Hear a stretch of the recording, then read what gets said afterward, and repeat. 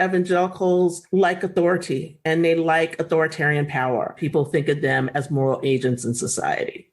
They're not. They're agents of power who use morality in society. They're playing a role in voter suppression. They're playing a role in the pushback against critical race theory. All of these things come together to make for a fascist kind of movement. Most people don't understand how much this could upend a democracy. Some of their theologies and beliefs will help bring in fascism if we are not careful.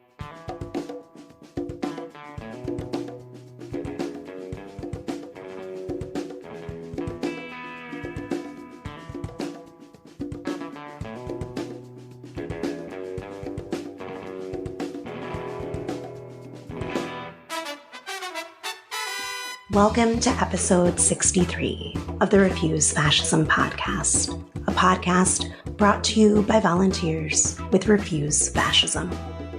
I'm Sam Goldman, one of those volunteers and host of the show. Today, we're sharing an interview with Anthea Butler, Associate Professor of Religious Studies and Africana Studies at the University of Pennsylvania, columnist for MSNBC, and author of a new book, White Evangelical Racism: The Politics of Morality in America.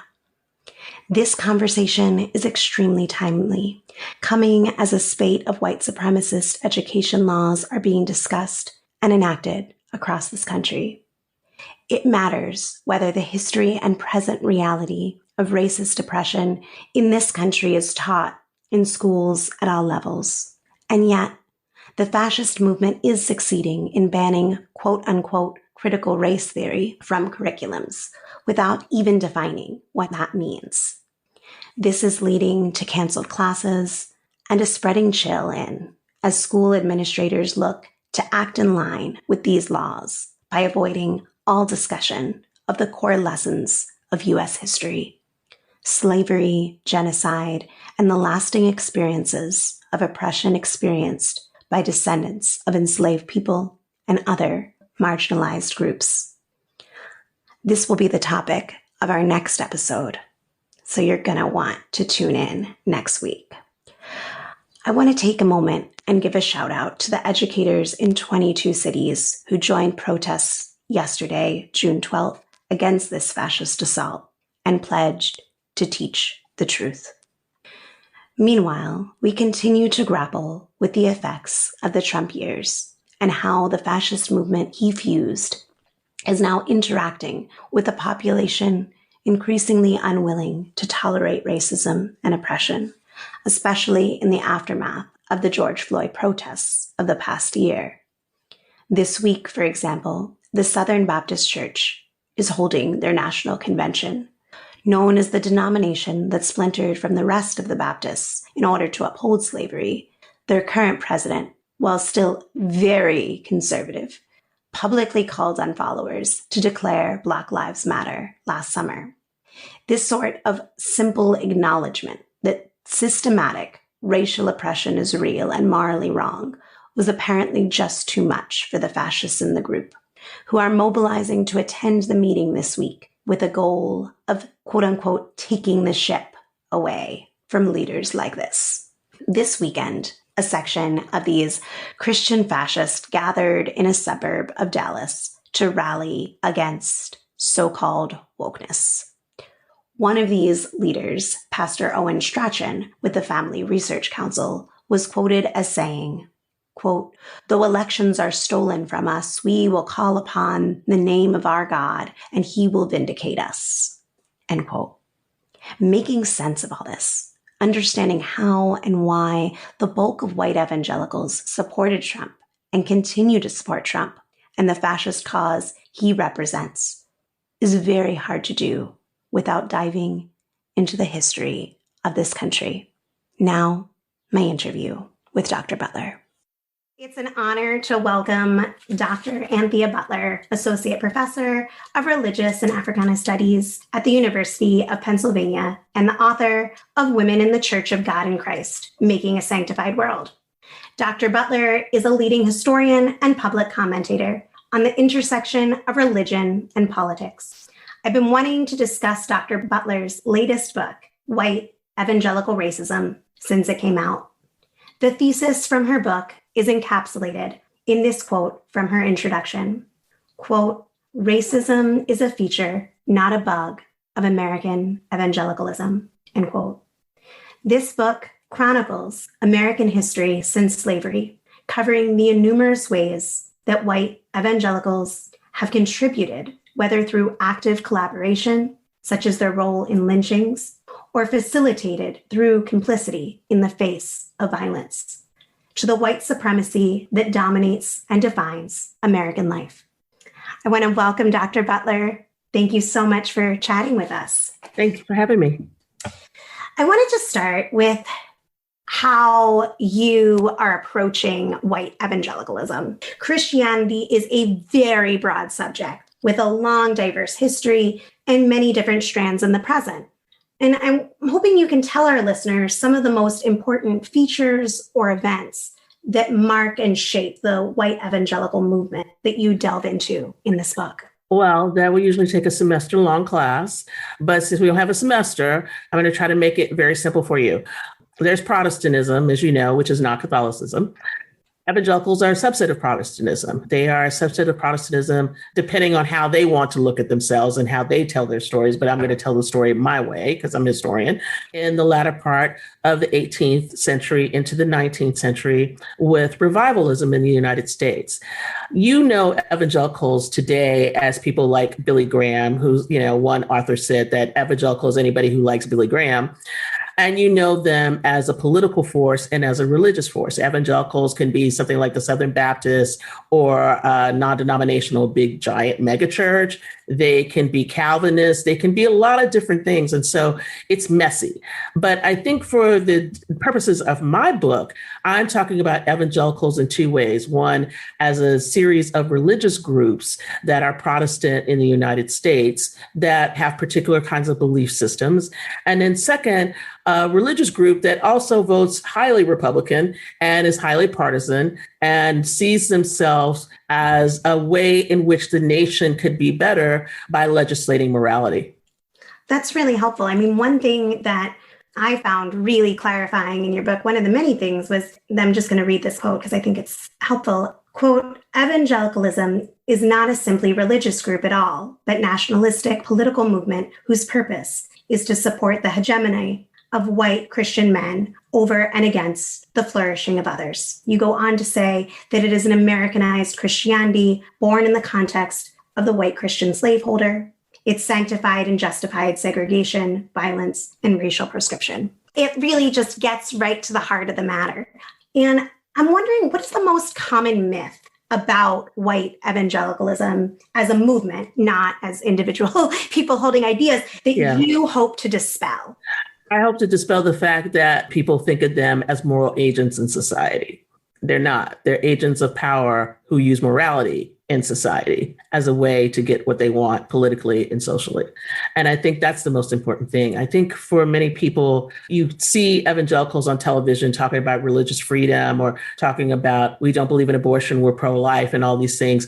These are not just moral beliefs, they are political beliefs. And if you understand them as political beliefs that are being used and deployed to control a narrative, to gain power, to gain authority, then it makes a lot more sense to you.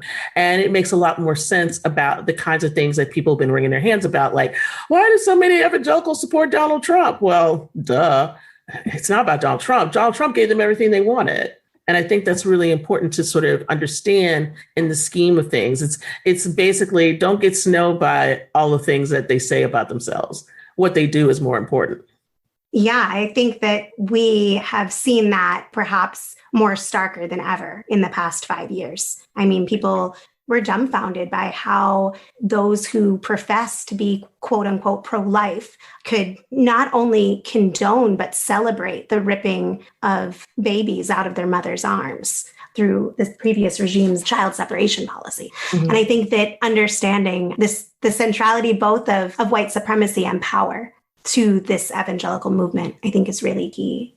One thing that we've talked about on this show with quite a few guests from different perspectives, and you pointed out in your book as well, is that Evangelicals are declining in numbers, yet they wield enormous political power. Why is this? Because they've been really well organized, and you don't have to have numbers to wield power. What you do have to have is a great infrastructure of organizations. So if you think about organizations like Focus on the Family, Family Research Council, American Family Association, and a host of others that fundraise and lobby in Washington and do all these things, this is how they've achieved power, because they've been able to do that through lobbying, through pushing legislation, through working on a local, state, and national level. And I think what's really important for your listeners to understand is that while you just think that this is just churches, these churches work in concert with other kinds of organizations to get what they believe their message is out. And I think that's an important part of this. And there's the old phrase, follow the money. Nobody's really following evangelical money. And you need to follow evangelical money to figure out how these organizations, and especially rich donors, are influencing our political system. It really is mind-boggling in some ways at how effective their organizing is, not just schools. Some people are able to say, oh, they don't just have churches, they have schools, but that they have a whole media apparatus. It's a tremendous amount of power there. I wanted to shift more to the recent history, the January 6th coup attempt. It began with a prayer with Trump's spiritual advisor, Paula White, calling to God, to her words, let every adversary against democracy, against freedom, against life, against liberty, against justice, against peace, against righteousness be overturned right now in the name of Jesus. End of her quote. And then Trump on that stage shortly after, calling people to fight like hell. And hours later, they did. They tore through the Capitol alongside white supremacist fascist street fighters, Proud Boys, Three Percenters, etc. White men wearing Jesus t-shirts, erected giant crosses, waved cross emblazoned flags, screamed that they were doing it in the name of God and Christ as they climbed the walls, broke windows, beat and killed police officers. And once inside the Senate, they raised their arms in prayer for allowing, again, their words, not mine, the United States to be reborn.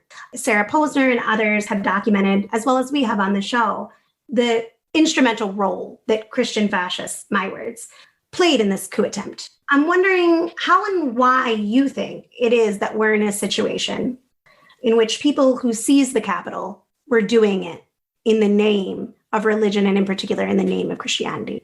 They really believe God called them to do this. And this has been something that's been building for a long time. I mean, I think that people thought this was a surprise. It really wasn't, because lots of churches and organizations were sort of rolling up to this. And if you couple this with the stop the steal language about this, they thought that they were on a holy quest, that God called them to do this. But even more importantly than that, this is about Christian nationalism, and it's about a nationalism that's existed for a long time. And I think that it's been to our detriment as a public that we have not paid attention to the ways in which violence and nationalism and patriotism have come together to make this kind of a very potent stew in the hands of someone like Donald Trump. I mean, when you can say that Donald Trump was, as a lot of evangelicals said, God's man, that he was King Cyrus, he was the one that was appointed. And then you have that man who they think is God's man saying that the election is stolen. Well, of course, people are going to go out there and fight for him and do what they want. But I think it hits a deeper problem about evangelicals. And that deeper problem is that in the quest for power and authority in this country, that they have lost their way. And they've lost their way in terms of trying to think of themselves as religious actors. And now they're religio-political actors who have set themselves up against the government. And that's really important because they think God is more important than the government. Okay. So if you understand what they were doing on January 6th, they really believed that God called them to take down the Capitol and that they wanted to establish God's government. And God's government was was Donald Trump. And that's hard for a lot of people to understand, but I think you need to understand it and be fearful and mindful of the fact that although January 6th failed, you still have a lot of people out here who embrace that belief. It's incredibly ominous that continues to assert itself. I learned so much from your book, mainly around racial reconciliation or the illusion of it, and connected to it, the patriotism and the role that taking up being an American and defining what being American was something that was really honed and developed within the white evangelical movement. This movement has a really peculiar view, in my opinion, of the individual, viewing slavery as a sin, but the slave master as innocent. And it's really like hard for my brain to do the gymnastics that they're able to do. They imbue law enforcement with all but infallibility, blame those who are beaten or murdered. They blame them for their own suffering, even their own death. And people's place in life is never, it seems, due to any oppressive class or social forces, but their individual worthiness or whether they're religious enough. And while doing this, they simultaneously project all these notions into an almost pathological anti-communism with delusional notions of communism as almost an unforgivable slavery where evil people have all the power. And I was wondering if there's a common thread there. Yeah, I think the common thread is there's always an enemy, right? And part of it is that the enemy is different things. Theologically, they're able to do the gymnastics, but if you can support slavery, you can support other kinds of things that are invasive. You can support prison. You can support all these other things that maybe aren't in the gospel, so to speak, but you can support them in terms of two things. One is what you think hierarchy is. And then secondarily, what you think the world should run like. And what I mean by that is, if your worldview is a worldview that men should be running everything and that white men are the ones who run everything, and that's the way you've grown up and that's the way you see it, and that men are superior to women and superior to other people who don't look white, then you have this issue. And I think that becomes really important. Putting communism in there is a little bit different, though, because for the people in the 1950s, especially like Billy Graham, communism was seen as a religion. And I think that people sort of miss that now because it's so far away from our understanding of it. Essentially, they thought communism was going to supplant Christianity and that they had to fight it because it was an atheistic religion. And so for them, that became a very big fight. It's different than a racial one. But the reason why race gets clicked into this is because anybody who's fighting against Jim Crow, who's looking for civil rights, they got called communists. And so that's where we make this racialized connection between slavery and the 1950s and all of this and the things about law and order, because these are the people who want to usurp the order of things that are happening that would benefit other people. Do you see some of that reasserting itself? Yeah, definitely. I see it. I see it in terms of how people think about race and talking about race and racism in this country. I see that in the ways in which people don't want the January 6th incident investigated. And there's a lot of ways you can see this playing out in American society right now. Some commentators have said, and I think that this was in The Atlantic a few days ago, that Trump tarnished the white evangelical movement, or they didn't say white, and that evangelicals needed to move away from Trump. If they move away from Trump, it's going to stop everything. I'm like, dudes, y'all were already there before Trump got here. And that's the whole point of this book. And really, in a nutshell, this book does not have a lot about Donald Trump in it at all, if you notice. And that was done on purpose because I felt as though the question that people were asking is, why did they go after Donald Trump? That's not the question. The question is, why have they always been this way? And so if you understand it from a historical perspective, then coming to Trump is just the natural end to what evangelicals have been doing for the last 200 plus years. This is not some kind of surprise. Moving away from Trump doesn't help the situation because the situation is already dire for them. It's going to take a lot more than just moving away and saying, we're not going to date you anymore to make it work out.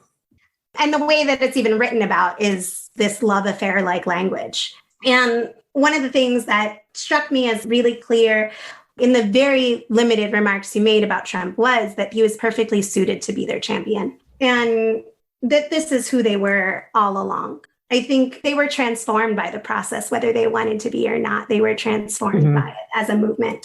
They were given more power than they ever had to wield. And not only was society at large transformed by the power that they held, but I think that as a movement they were too. And I was wondering whether you see their unwavering allegiance to Trump changing any soon. And when I say to Trump, I should say to Trumpism, to those ideals. I don't see that changing. I think I see that hardening, actually, in a way. I mean, now that he's not there, part of it has to do with their own ideas about themselves in the persecution complex. They will always see themselves as a persecuted minority. So therefore, it doesn't matter whether they move away from Trump or not, they're always going to be a persecuted minority that they believe, because of who they are and because of their beliefs in God, that they should have special treatment, that they should be acceded to in society, that they should have a special place, that they are the ones who are holding up the nation because of their prayers and because of their goodness and because of their support. And I know it's really difficult for people to understand who are outside of this, but that's not going to change anything, whether Trump is there or not. Now, the issue becomes, is there some other charismatic figure that arises that can grasp them better than Trump? And that could be possible. But I think right now, I don't see a move away from Trump changing anything about them, nor will it change the way they believe about their place in the nation's history. I'm wondering how they are exerting their power. Are they losing influence, or do you see them exerting their power in different ways now that they don't have their man in the White House? Do you see them focusing on certain things that we should be paying attention to? Are they playing a role in this massive voter suppression? They're playing a role in voter suppression. They're playing a role in the pushback against critical race theory, using that as this sort of canard to get into the educational system again. You could see it in terms of the decrease in abortion rights. I mean, it is a misnomer, and I really want to stress this very clearly, to think about this as a one-man-led movement. There are many heads to the Hydra, and the Hydra is on the local, state, and national level. What people don't understand is that, evangelicals are very organized. They're organized with the Republican Party politically. We have leaders like Greg Abbott in Texas and Ron DeSantis in Florida, the Georgia governor. All of these guys are close to evangelical Christianity, moving with them, bringing these people into positions of power. They are working with and in tandem with them.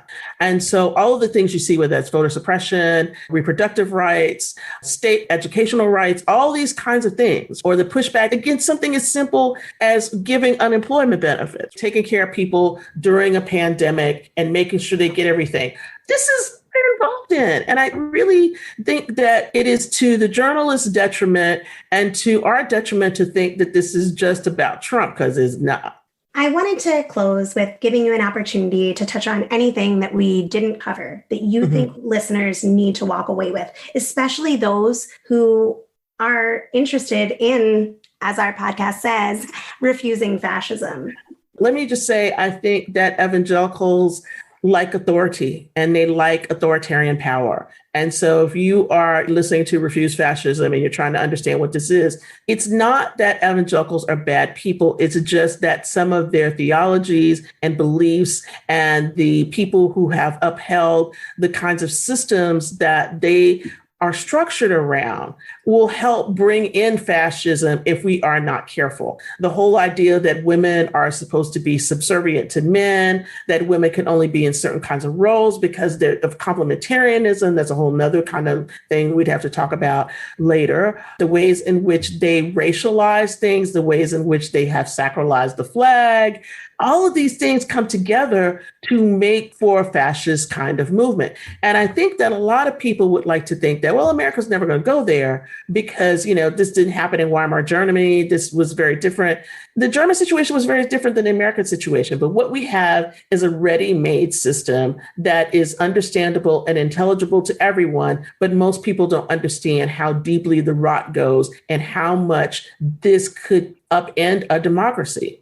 And I think that's really important. So the things that you see now in terms of discussions about critical race theory and all that, on the one hand, these are serious, but on the other hand, it's a way in which to get people up in arms about something so that you get them mobilized against everything. That's the whole point, is that if you have enough of an aggrieved populace of evangelicals, they're going to push back against everything. And so this naivete of which they don't want to deal with our history in America is a way for them to say, oh, we're just going to push back against the 1619 Project. Oh, you hate America. Oh, you do this. Oh, you do that. And that's how people begin to get vilified and are persecuted. Dr. Butler, thank you so much for sharing your time, your summer, your expertise, and perspective with us. I encourage everyone to support an independent bookstore and get your copy of White Evangelical Racism, The Politics of Morality. It's also available as an ebook and as a audiobook. And you can check out Dr. Butler at AnthiaButler.com or on Twitter at AnthiaButler. Thanks for listening to Refuse Fascism. As regular listeners know, Refuse Fascism as an organization has been arguing since before Trump was inaugurated that it would take the people to stop fascism. Here we are months after the attempted insurrection on January 6th, and none of the political leaders of that action have been charged with any crimes. Only their thugs who were caught on the grounds of the Capitol. We also learned this week that Trump's DOJ seized records from Apple for data of House Intelligence Committee members, their aides, and family, including a minor, and placed a gag order on Apple, preventing them from informing those who had data shared. Biden's DOJ has not investigated Trump or any of his henchmen for any of the assaults on democracy. But as we learned this week, the DOJ is defending Trump against E. Jean Carroll's defamation lawsuit and his argument that he was acting in his official capacity as president when he denied her rape accusations by saying she, quote unquote, wasn't his type. Biden's administration is more focused on stability than justice, but the lesson we must learn before it's too late is that the fascists, they don't care about stability, and they won't meet Biden in the middle. They are still itching for power and determined to get their way no matter what, fueled by revenge. It continues to be up to us to refuse fascism. Thanks again for listening, rating, and reviewing, and sharing this show. Thanks also for donating and showing that you want to see us continue to provide these conversations on a weekly basis. You can pitch in at refusefascism.org or Venmo refuse-fascism. As always, we want to hear from you. Your thoughts on this episode, questions you have, topics you want covered, guests you want to hear from. Reach me on Twitter at Sam B. Goldman. Email Samantha Goldman at refusefascism.org or leave us a message 917-426-7582 or hit the button on anchor.fm/refuse-fascism. You might even hear yourself on the next episode. Thanks as always to Richie Marini and Lena Thorne for helping produce the show. In the name of humanity, we refuse to accept a fascist America.